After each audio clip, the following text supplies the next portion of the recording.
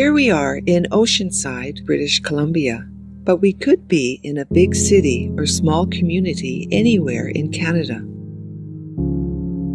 The information in this video affects everyone, either directly or indirectly, and that includes you. The subject is street drugs, also termed illicit drugs, and the message is, be informed. There's a chance you will need this information. As a matter of fact, you may be closer to someone who is doing illicit drugs than you think. This video was shot in a public parking lot in downtown Oceanside. This person could be a family member, a friend, a co-worker, or a neighbor who is suffering. And for reasons I will discuss shortly, he or she has turned to street drugs for relief. According to our sources, the drugs of choice on the streets of Oceanside are meth, short for methamphetamine, cocaine, and heroin. What you are seeing here is white heroin. It apparently costs the same as the pure brown heroin, but has been cut with an unknown white powder, which allows drug dealers to save money or increase their supply. The white powder used to be sugar, caffeine, or powdered milk, among other things. But more recent statistics are showing that fentanyl, a much more deadly opioid, is finding its way into the mix. Notice that in 5 years, fentanyl-related overdose deaths have gone from 4 to 83%. Sadly, at the time of making this video, 4 people are dying each day in British Columbia alone. And in 81% of these illicit drug overdose deaths, fentanyl has been detected. Nearly 200 of the overdoses deaths so far this year occurred on Vancouver Island. Central, Oceanside's region, and North Vancouver Island were in the top 4 health service delivery areas with the highest rates of overdose deaths. And the U.S. is in the same boat. According to an article in the New York Times in September of 2017, the first count of fentanyl deaths in 2016 up 540% in 3 years. It's time to set our judgments aside and show compassion for these suffering individuals, their families, and our community. So why does someone get started doing illicit drugs in the first place? There is such a stigma around taking drugs that most people try to keep it secret. They may have developed an addiction to painkillers that started with chronic physical pain from an injury. Michael Franklin, an addiction doctor in Sudbury whose practice spans urban and rural communities throughout Northern Ontario, says that nearly 1/3 of the patients he treats for opioid addiction were initially prescribed the drug by their physician. You can type opioid prescriptions Canada into any search engine to discover that doctors are writing more prescriptions for opioids than ever before. Dr. Yerlink from the University of Toronto has this to say. Looking back with the benefit of 20 years of hindsight now, we realize that we really have harmed patients, and we've also introduced into circulation millions upon millions of opioid tablets or patches that have fallen into the wrong hands. It's a direct result of our prescribing. Another group who fall prey to drug use are youths. Their sense of curiosity and risk-taking make them ideal targets for drug dealers. And because they feel invincible and lack life experience, they think they couldn't possibly get addicted to drugs.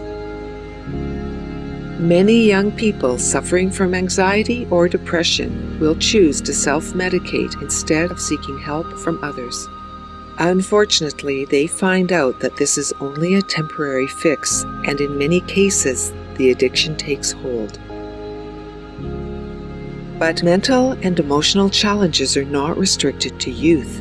Addictions come in all shapes and sizes for people from every age and every walk of life. Reasons can include loss of a loved one, mental illness, family pressures, stress from work or school, inability to cope, feelings of isolation, anxiety, depression. The list goes on and on. Recreational drug use is, for many, a socially accepted way of doing drugs. Individuals in high-powered jobs, couples with families, and university students want a break from it all. However, with the current fentanyl situation, all those buying street drugs are putting themselves at risk. The tiniest amount, even the size of a few grains of sugar, may kill you. Tragically, Hardy and Amelia Layton, a couple in their early 30s, were found lying next to each other dead on the kitchen floor of their North Vancouver home. They had ingested toxic levels of fentanyl without knowing it, and now their toddler has no parents. Stories of shock and travesty abound. This is only one heartbreaking loss among thousands. No one is immune to the deadly effects of fentanyl. So what can we do to help? Let's put our judgments aside. This is especially important if you hope to support family members and friends. Recognize the signs that a loved one may be doing drugs. Physical marks can look like burns, scrapes, or cuts and may be visible on hands or forearms.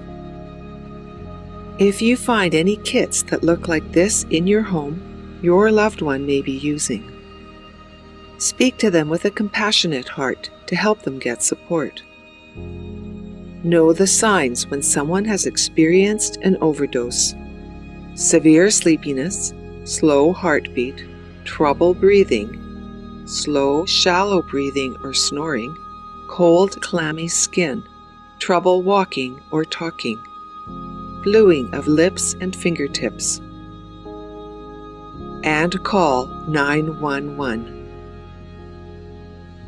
90% of illicit drug overdose deaths take place inside private residences or other locations.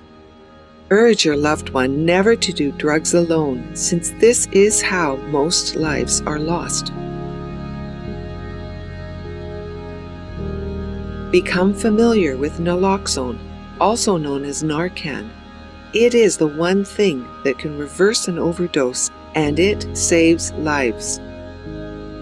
Acquire a naloxone kit at no charge if you use opioids or if you are likely to witness an overdose. In the Oceanside area, the Manna Homeless Society provides these kits.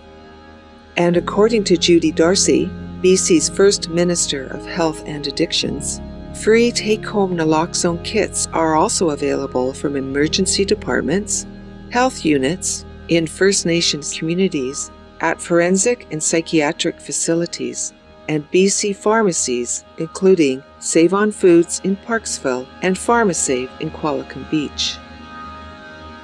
Watch informational videos about naloxone, like this one from towardtheheart.com.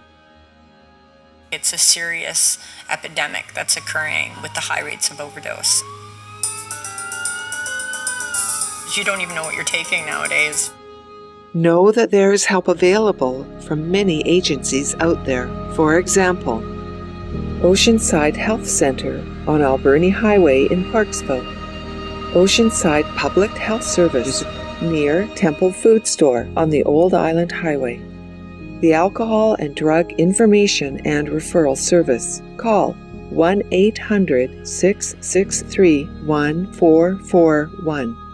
Vancouver Coastal Health. Call 1-866-884-0888.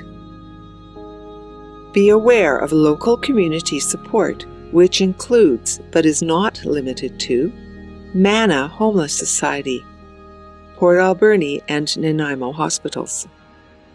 Or connect with groups online like Moms United and Mandated to Saving the Lives of Drug Users. Here to help. Toward the heart, know your source. The best thing you can do to support a loved one, friend, or someone you know is to be informed. Knowing that there are options and organizations out there may just be the critical information you need that could help save a life.